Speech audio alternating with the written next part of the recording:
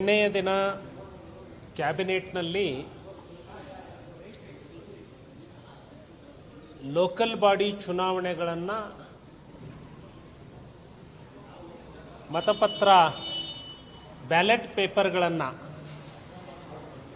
ಕೊಡೋದ್ರ ಮೂಲಕ ಚುನಾವಣೆಯನ್ನು ನಡೆಸ್ತೀವಿ ಅಂತ ಹೇಳಿ ಈ ಸರ್ಕಾರ ತೀರ್ಮಾನ ಮಾಡಿದೆ. ಪುಣ್ಯಾತ್ಮ ನರೇಂದ್ರ ಮೋದಿಯವರು ಜಗತ್ತಿನಲ್ಲಿ ನಡೀತಾ ಇರುವಂತಹ ವಿಜ್ಞಾನ ಮತ್ತು ತಂತ್ರಜ್ಞಾನಕ್ಕೆ, ಸೈನ್ಸ್ ಅಂಡ್ ಟೆಕ್ನಾಲಜಿಗೆ ಭಾರತ ಸವಾಲು ಒಡ್ಡುವ ರೀತಿಯಲ್ಲಿ ನಿಲ್ಲಬೇಕು ಅಂತ ಹೇಳಿ ಡಿಜಿಟಲ್ ಅಡ್ಮಿನಿಸ್ಟ್ರೇಷನ್, ಡಿಜಿಟಲ್ ಟ್ರಾನ್ಸಾಕ್ಷನ್ ತರ್ತಾ ಇರುವಾಗ ಈ ಸರ್ಕಾರ ಮತಪತ್ರದ ಕಡೆಗೆ ವಾಪಸ್ ತಿರುಗಿ ಹೋಗ್ತಾ ಇದೆ. ಇದರ ಹಿಂದೆ ಏನು ಉದ್ದೇಶ ಇರಬಹುದು?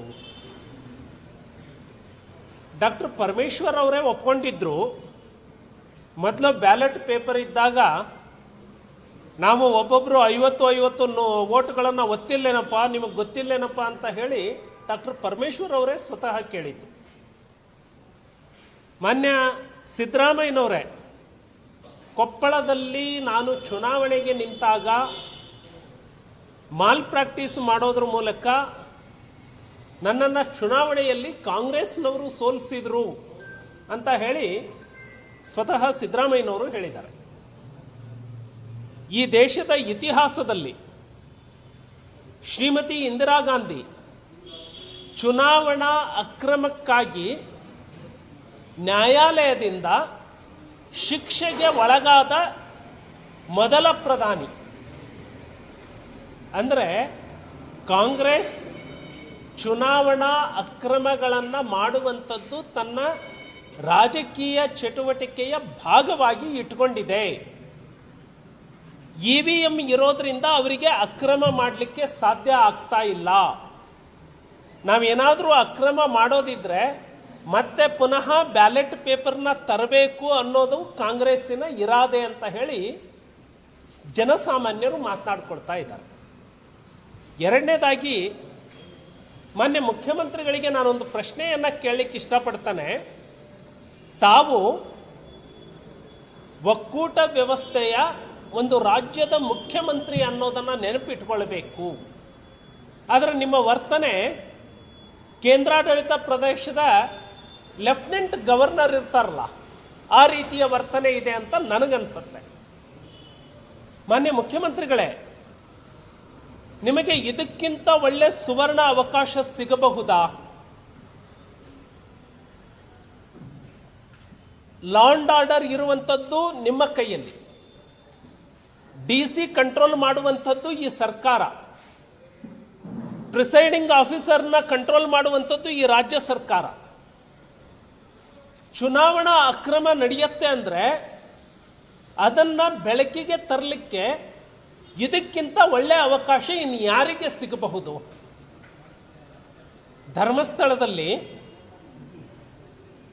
ಧರ್ಮಸ್ಥಳದಲ್ಲಿ ಸತ್ಯವನ್ನ ಹೊರಗೆ ತರಬೇಕು ಅನ್ನೋ ಕಾರಣಕ್ಕಾಗಿ SIT ಸ್ಥಾಪನೆ ಮಾಡಿದ್ದೀವಿ ಅಂತ ಹೇಳಿ ನೀವು ಹೇಳಿದ್ರಲ್ಲ, ನಾನು ನಿಮಗೆ ಒತ್ತಾಯ ಮಾಡ್ತಾನೆ, ಇವಿಎಂ ಅಲ್ಲಿ ಅಕ್ರಮ ನಡೀತಾ ಇದೆ ಅನ್ನೋದಾದ್ರೆ ಅದನ್ನ ಹೊರಗೆ ತರಲಿಕ್ಕೆ ಡಬಲ್ SIT ಮಾಡಿ. ನಿಮ್ಮನ್ನ ತಡೆದೋರು ಯಾರು? ಇದಕ್ಕಿಂತ ಒಳ್ಳೆ ಅವಕಾಶ ಸಿದ್ದರಾಮಯ್ಯನವರಿಗೆ ಬೇರೆ ಯಾವಾಗಾದ್ರೂ ಸಿಗ್ಲಿಕ್ಕೆ ಸಾಧ್ಯನಾ? ಅಂದರೆ ನಿಮಗೆ ಚುನಾವಣೆ ಅಕ್ರಮ ಇವಿಎಂಗಳ ಮೂಲಕ ನಡೀತಾ ಇಲ್ಲ ಅನ್ನೋದು ಗೊತ್ತಾಗಿದೆ. ಮೋದಿ ಅವರ ಜನಪ್ರಿಯತೆಯಲ್ಲಿ ನಾವು ಚುನಾವಣೆ ಗೆಲ್ಲಲಿಕ್ಕೆ ಸಾಧ್ಯವೇ ಇಲ್ಲ ಅನ್ನೋದು ನಿಮಗೆ ಅರ್ಥ ಆಗಿದೆ. ಹಾಗಾಗಿ ಜನರ ಒಳಗೆ ಗೊಂದಲ ಸೃಷ್ಟಿ ಮಾಡೋದು, ಒಬ್ಬ ವ್ಯಕ್ತಿ ಸಂಪೂರ್ಣ ಹತಾಶೆಗೆ ಒಳಗಾದಾಗ, ಎಲ್ಲ ಅಂಗಗಳಲ್ಲೂ ಅವನು ಸೋತಾಗ ಕೊನೆಯದಾಗಿ ಅವನು ಬಳಸುವ ಅಸ್ತ್ರ ಯಾವುದು ಅಂದರೆ ಅಪಪ್ರಚಾರ.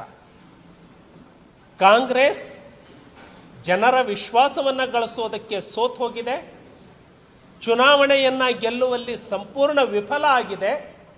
ಹಾಗಾಗಿ ಮೋದಿಯ ಜನಪ್ರಿಯತೆಯನ್ನ ತಡೆದುಕೊಳ್ಳಿಕ್ಕಾಗದೆ ಕೊನೆಯ ಅಸ್ತ್ರವಾಗಿ ಅಪಪ್ರಚಾರಕ್ಕೆ ಇಳಿದಿದೆ.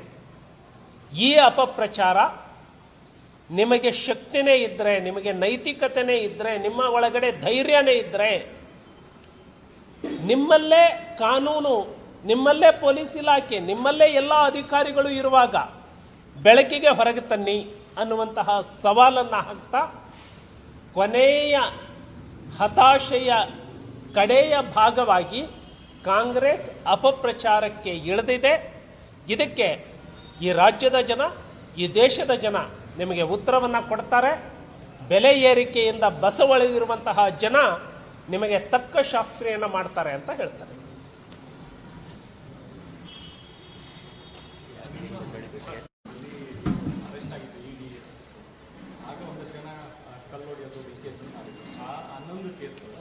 ಉಳಿದಂತೆ ಬೇರೆ ಬೇರೆ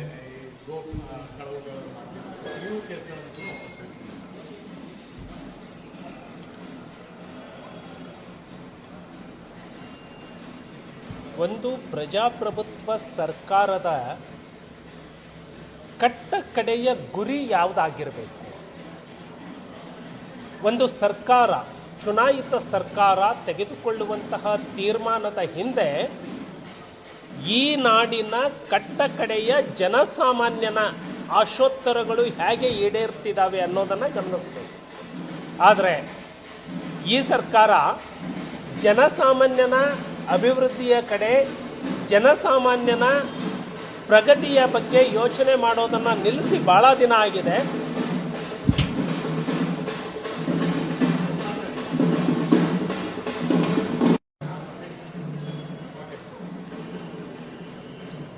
ಸೊ ಒಂದು ಪ್ರಜಾಪ್ರಭುತ್ವ ವ್ಯವಸ್ಥೆಯಲ್ಲಿ ಇರುವಂತಹ ಸರ್ಕಾರದ ಕಟ್ಟ ಕಡೆಯ ಗುರಿ ಏನಾಗಿರಬೇಕು ಅಂದರೆ ಜನಸಾಮಾನ್ಯನ ಅಭಿವೃದ್ಧಿ ಆಗಿರಬೇಕು. ಒಂದು ಸರ್ಕಾರ ತಾನು ತೆಗೆದುಕೊಳ್ಳುವಂತಹ ಪ್ರತಿಯೊಂದು ತೀರ್ಮಾನದ ಹಿಂದೆ ಈ ನಾಡಿನ ಒಬ್ಬ ನಾಗರಿಕ, ಒಬ್ಬ ಬಡವ, ಒಬ್ಬ ದಲಿತ ಯಾವ ರೀತಿ ಅಭಿವೃದ್ಧಿ ಹೊಂದುತ್ತಾನೆ ಅನ್ನೋದು ಇರಬೇಕು. ನಾಚಿಕೆ ಆಗಬೇಕು ಈ ರಾಜ್ಯ ಸರ್ಕಾರಕ್ಕೆ. ಈ ಕಾಂಗ್ರೆಸ್ ಸರ್ಕಾರ ಅಸ್ತಿತ್ವಕ್ಕೆ ಬಂದ ದಿನದಿಂದ ಇಲ್ಲಿಯವರೆಗೆ ಜನರ ಪರವಾಗಿ ತೆಗೆದುಕೊಂಡಿರುವಂತಹ ಒಂದು ಕೆಲಸವನ್ನ ಹೇಳಿ. ಇವರೇನಾದರೂ ನಾವು ತಿಂಗಳಿಗೆ 2,000 ರೂಪಾಯಿ ಕೊಟ್ಟಿದ್ದೀವಿ ಅಂತ ಹೇಳಿದ್ರೆ ಗಂಡನ ಚಡ್ಡಿ ಹರಿದು 5,000 ರೂಪಾಯಿ ಕಿತ್ಕೊಳ್ತಾ ಇದ್ದೀರಿ ಅಂತ ಹೇಳ್ತೀವಿ. ಆದರೆ ಈ ಸರ್ಕಾರ ಮಾಡ್ತಾ ಇರುವಂತಹ ಕೆಲಸ ರಾಜಕಾರಣಿಗಳು ಮತ್ತೆ ರಾಜಕಾರಣಿಗಳ ಹಿಂಬಾಲಕರು ಅವರ ಮೇಲೆ ಏನು ಕೇಸುಗಳು ಆಗಿದ್ದಾವೆ ಆ ಕೇಸುಗಳನ್ನು ವಿಡ್ರಾ ಮಾಡಿಕೊಳ್ಳುವಂತಹ ಕೆಲಸವನ್ನ ಮಾಡ್ತಾ ಇದೆ. ಸೊ ಇಂತಹ ಕ್ರಿಮಿನಲ್ ಅಪರಾಧಗಳನ್ನು ನಿಷ್ಕ್ರಿಯಗೊಳಿಸಿ ಅವರಿಗೆ ಮತ್ತಷ್ಟು ಇಂತಹ ಕ್ರಿಮಿನಲ್ ಚಟುವಟಿಕೆಗಳನ್ನು ಮಾಡಬಹುದು ಅಂತ ಹೇಳಿ ಪ್ರೇರಣೆ ಕೊಡುವಂತಹ ಈ ತೀರ್ಮಾನ, ಇದರ ಹಿಂದೆ ಸರ್ಕಾರ ತೆಗೆದುಕೊಂಡಿರುವಂತಹ ಕ್ರಿಮಿನಲ್ಗಳನ್ನು ಕೇಸಿನಿಂದ ಕೈ ಬಿಡುವ ತೀರ್ಮಾನದ ಹಿಂದೆ ಯಾವುದೇ ರಾಜ್ಯದ ಅಭಿವೃದ್ಧಿಯ ಚಿಂತನೆ ಇಲ್ಲ, ಪ್ರಗತಿಯ ಚಿಂತನೆ ಇಲ್ಲ. ಹಾಗಾಗಿ ಈ ಸರ್ಕಾರ ಅತ್ಯಂತ ನಾಚಿಕೆಗೆಟ್ಟ ಸರ್ಕಾರ ಅನ್ನುವಂತಹ ಆರೋಪವನ್ನು ನಾನು ಮಾಡ್ತೇನೆ.